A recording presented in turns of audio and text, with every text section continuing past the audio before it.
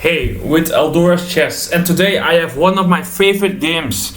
It's Capablanca against Marc Fonaroff, or how people used to call him the Nutty Professor. So this game, it starts off very normal with a Scotch game that goes into a Berlin Hedgehog. But I don't want to go too much to the opening. So we arrive at this point, and Capablanca is one move away from pinning the knight and winning it. So Marc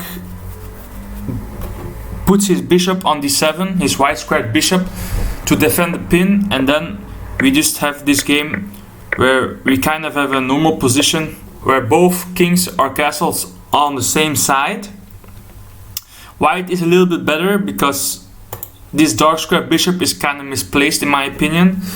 He has one pawn more in the center, he has more space, but it's an advantage but not a winning advantage. You could say this position is drawn but more difficult to play with black. And now Capablanca has an amazing strategic positional idea. He sees that he has a pawn on e4 and he wants to put his knight on f5 to go for an attack or to have a great outpost for his knight. But if you look at it, 4 moves is too much for the knight. So Capablanca has this amazing idea which he is going to show here. He is going to put his queen on c3, making way for his knight to go into f5 in 2 moves and use this as a weakness. So Marc gets out, but Capablanca is doing his plan. He wants the knight to go to f5 and he used this weakness to place his knight over there.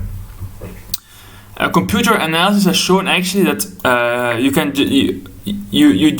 just play a6 because let's say take, then you can just take the knight, and let's say we go here, then we just pin and we win the game. So with computer analysis, it's actually shown that Capablanca's idea was good but not invincible. So we have this position where Capablanca has this beautiful knight on f5, dark square bishop ready to come out, and then he can go for an attack because black pieces are kind of cramped, they're not positionally well placed. Now a good square for the queen is to go pin this pawn and put pressure on the d pawn. He has to respond. He puts more pressure. Probably didn't want to go to, because Capablanca is going to put his rook on d1. He wants to get out of the open file or the semi-open file. Now black is really trying to defend. And here, in my opinion, Capablanca doesn't make the best computer move, but the best human move. It is crazy. He goes for the pawn. Because let's say you go with the queen, then you're just lost. So you have to take with the rook. But now with the pawn protected the knight, so we have a knight free for us, and the queen is pinned and there's attack. But Marc here had an amazing move, and that amazing move he played was d1. So the computer actually says there was actually a great drawing move that was queen a5, and then we could have something like this, and the game could go further. But he goes for this move, and he probably thought he was winning the game because it's an excellent move. Let's say you take the queen, then you get checkmated. So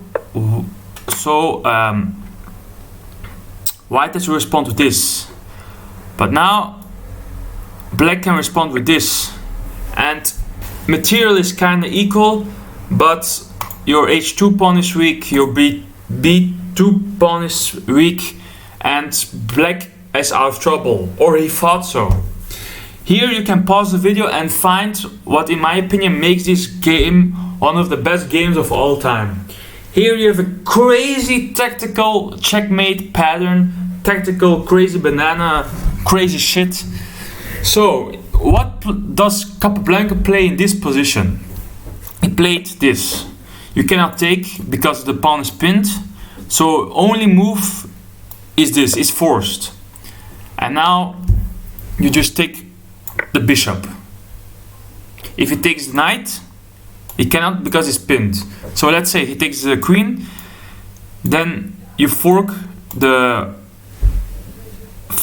king and the queen. Let's say he takes, then it's just checkmate. So the only move he has to do is this, but then you just up a whole knight. So in this position, white is completely winning with this crazy queen sacrifice into background checkmate into fork. So I hope you enjoyed the video, and this just shows what amazing player Capablanca was.